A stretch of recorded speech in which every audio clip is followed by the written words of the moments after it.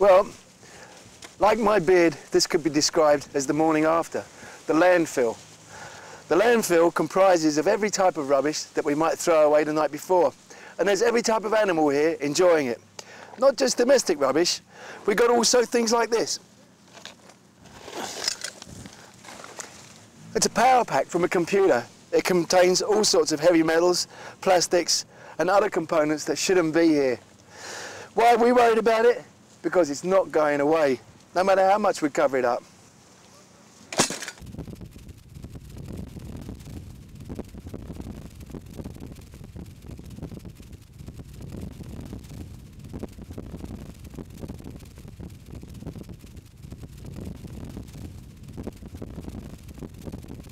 As you can see, everything you throw away ends up here.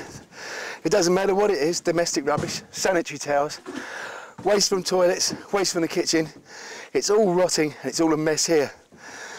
When you see these different levels, you might be tempted to think that when you cover it up with earth, it's gone, but it's not. It's right here, and we need to do something about it today, not tomorrow. Most of what you see here could be recycled. A lot of it's paper, a lot of it's wood, and a lot of it's rubber. Tyres like this can be used for remaking road surfaces. All sorts of things can be done with it, but it's got to be taken out of the landfill first. The problem is, after many years, the rotting process that's working in this landfill is going to find itself to somewhere we don't want to see it. You know, all of this crap, it's all really horrible stuff to get into your water. You don't need this in your water table. In fact, it's even worth money if you stripped it down. And many places in lower income countries like China, for example, are doing just that to the detriment of their environment.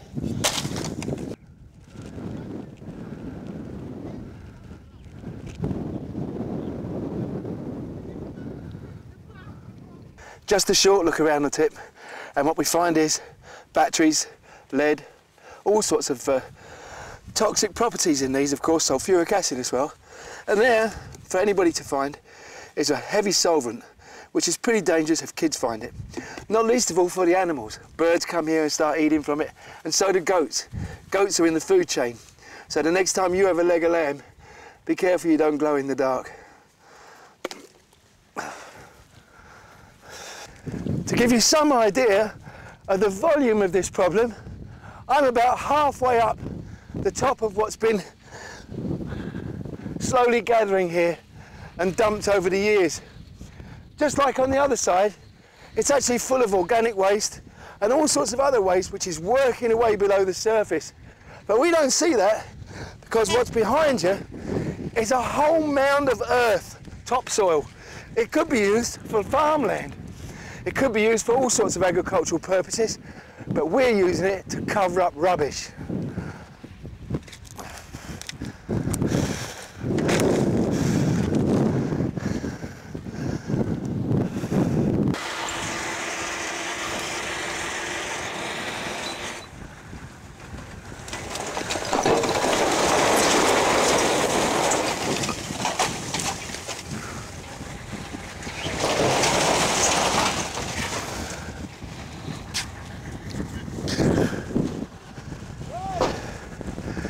And it doesn't stop there, it keeps going on all day, 12 hours a day and sometimes more.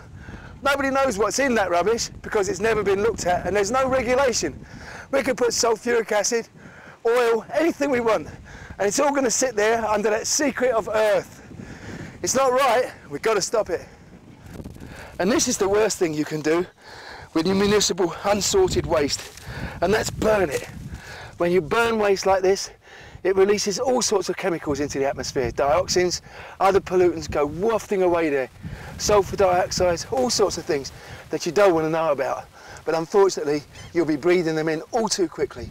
Right down there in front of me is electric wire, a lot of it. The plastics that burn and the toxins that are given off when you burn these plastics are really, really harmful, cancer-giving substances. This has to stop, and we have to stop it. And not tomorrow, now. We don't want this to be our #1 tourist attraction, or I think we'll slide down the scale of popularity very quickly.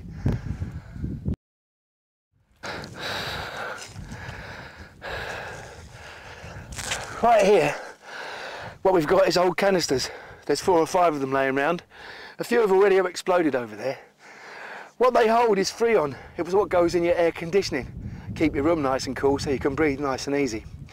Unfortunately, when you burn things like this, you allow lots and lots of nasties to go into the atmosphere. Nasties that we can't breathe, nasties that will take away our atmosphere and take away our very being if we keep on doing it. You might say to yourself, well, it's a little island, nobody really cares, this little bit doesn't matter. Believe you me, it matters, and it matters a lot. And we have to start changing this.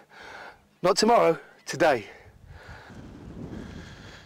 We're down at Lagoon now, round about sea level. In fact, just over to my right there, you can see the ocean coming in nice, crystal clear and blue water. Gives you the idea you're back in the Caribbean. But here, in this beach, in this sand, every time it rains, the runoff from that rubbish tip where we were just standing from the landfill comes flying down. All the wildlife, all the sea creatures, marines, everything is subject to this. And it came from over there, and it won't go away. And that little chap over there that's feeding on the mud will be swallowing battery acid very shortly. We can get away with it for a little while, but sooner or later we'll be leaving it for our children and our grandchildren. Is that fair? I think we should do something about it. Lots of people would never imagine that the landfill we just filmed was right here in Bonaire, a little place we call paradise and a little place we think of as somewhere safe. It's a World Heritage. The whole thing is World Heritage Trust. The pollution we put down today could well be the destruction of tomorrow. It's time we thought about it, that's for sure.